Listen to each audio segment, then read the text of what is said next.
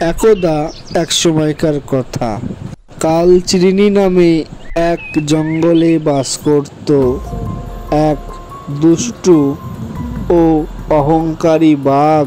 সে নিজেকে সবসময় পশু পাখিদের সামনে বলতো, আমার মতো বুদ্ধিমান, সাহসী ও জ্ঞানী পশু এই জঙ্গলে একটাও নেই।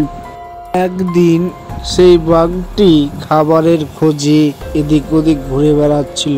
যেতে যেতে একটি গুহার সামনে এসে দাঁড়ালো, কিন্তু সে গুহার ভিতরে আটকে ছিল একটি ছাগল ও তার ছানা। ছাগলটি বুঝে গিয়েছিল সে গুহার বাইরে বাঘ দাঁড়িয়ে আছে এবং বাঘের আওয়াজ সে শুনতে পাচ্ছিল। তাই সে মনে মনে ফন্দি আঁটতে লাগলো, কেননা বাঘের হাত থেকে তার সন্তান এবং তার প্রাণ বাঁচানো তার কাছে সবচেয়ে বড় ধর্ম ছিল। তাই সে বাঘের উদ্দেশ্যে বলতে লাগলো, অনেকদিন বাঘের মাংসের ঝোল খাইনি, আজ খুব খেতে ইচ্ছে করছে।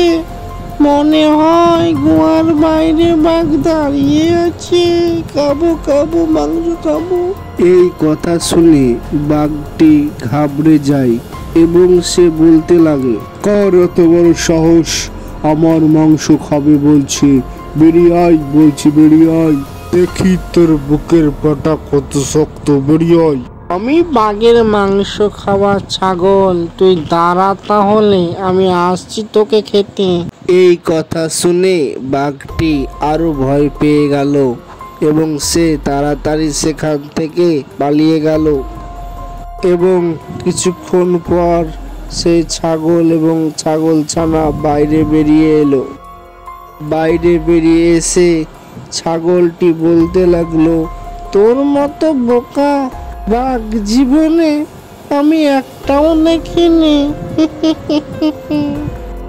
বন্ধুরা, এই গল্প থেকে আমরা এই শিক্ষা পাই যে বুদ্ধি থাকলে এরকম বিপদ থেকে সহজেই বের হওয়া যায়, যেখানে এক শক্তিশালী বাঘকে অনায়াসে বোকা বানানো যায়।